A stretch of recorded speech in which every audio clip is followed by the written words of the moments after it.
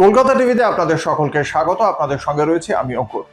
Cockroach জনতা party তাদের প্রাথমিক আন্দোলন যেটা জান্তার মান্তারে করেছিল, সেই আন্দোলনে ব্যাপক সাফল্য পায়। তাদের সাফল্যের মাধ্যমেই তাদের আন্দোলনের মাধ্যমেই কেন্দ্রীয় শিক্ষামন্ত্রী পদত্যাগ করেন। তাদের বাকি দুটি দাবিও মেনে নিয়েছিল কেন্দ্রীয় সরকার, এবং তাদের সেই আন্দোলনে দেশে জোড়া বিভিন্ন রাজ্যে তার একটা প্রভাব পড়েছিল তরুণ প্রজন্মের মধ্যে। তরুণ প্রজন্ম রাস্তায় বেরিয়ে এসেছিল সেই ইস্যু নিয়ে।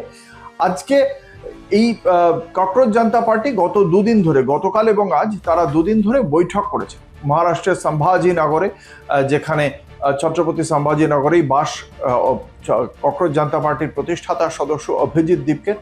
তার বাড়িতেই এই ককরোচ জনতা পার্টির অভিজিৎ দীপকে, সৌরভ দাস, আশুতোষ রাঙ্কা সহ যে 50 জনের কোর টিম রয়েছে, তারা একটি বৈঠক করেছে। সেই বৈঠক করে তারা এই আগামী দিনে কি করবে, গতকালও করেছে, আজকেও করেছে, এবং সেই বৈঠকে আগামী দিনে তারা যে কোনো রাজনৈতিক দল হচ্ছে না, তারা প্রেশার গ্রুপ হিসেবেই কাজ করবে, সেই বিষয়টি স্পষ্ট করে দিয়েছেন অভিজিৎ দীপকে। তার সঙ্গে তারা জানিয়েছেন তাদের সুনির্দিষ্টভাবে কয়েকটি ক্ষেত্রে, যে সমস্ত ক্ষেত্রগুলিতে তারা আগামী দিনে জোর দেবে।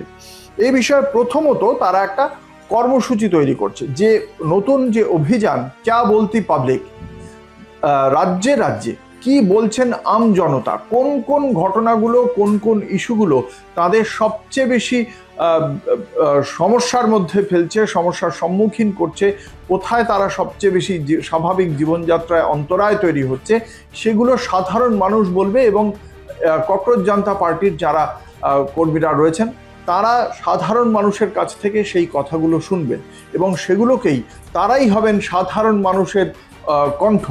সাধারণ মানুষের কণ্ঠ হয়ে তারাই সেগুলো পৌঁছে দেবেন রাষ্ট্রের কাছে। প্রেশার গ্রুপ হিসাবে কাজ করবেন, কোনো রাজনৈতিক দল হিসেবে নয়। এবং সেখানেও দেশে জুড়ে সিজেপি প্রতিনিধিরা জনগণের বিভিন্ন সমস্যা সুনির্দিষ্টভাবে বুঝে তারা এটা করবেন এই ক্যা বলতি পাবলিক প্রচার কার্যের মাধ্যমে।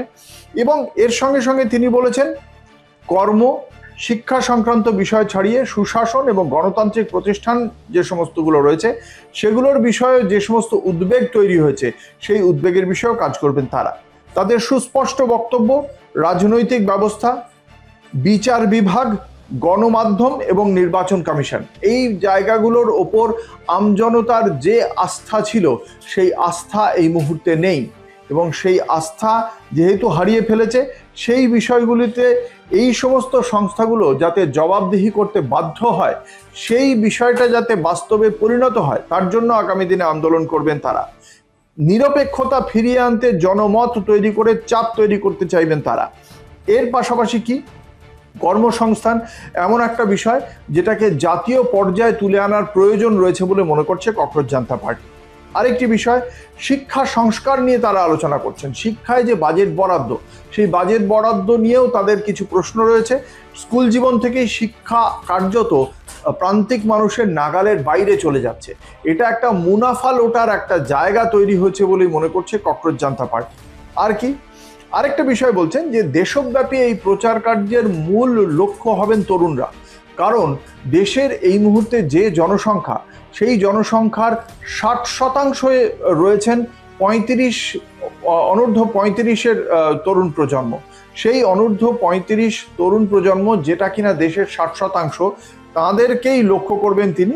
এবং সেক্ষেত্রে তার পাশাপাশি একই সঙ্গে তারা বলছেন যে এই দুদিনব্যাপী যে বৈঠক হয়েছে, তাতে তৃণমূল স্তরে তাদের যে উপস্থিতি, সেই উপস্থিতিটা আরও বেশি বাড়ানো, সাংগঠনিক যে নেটওয়ার্ক, সেটাকে আরও বেশি শক্তিশালী করা, এবং দেশব্যাপী যুবকদের কাছে পৌঁছানোর প্রচার করার জন্য যে প্রস্তুতি, সেটার ওপরে আলোকপাত করবেন তারা। এই মুহূর্তে রাজনৈতিক দল করার কোনো পরিকল্পনা নেই ককরোচ জনতা পার্টির। কলকাতা টিভিতে এ ধরনেরই খবরের জন্য দেখতে থাকুন রাত দিন 7 দিন।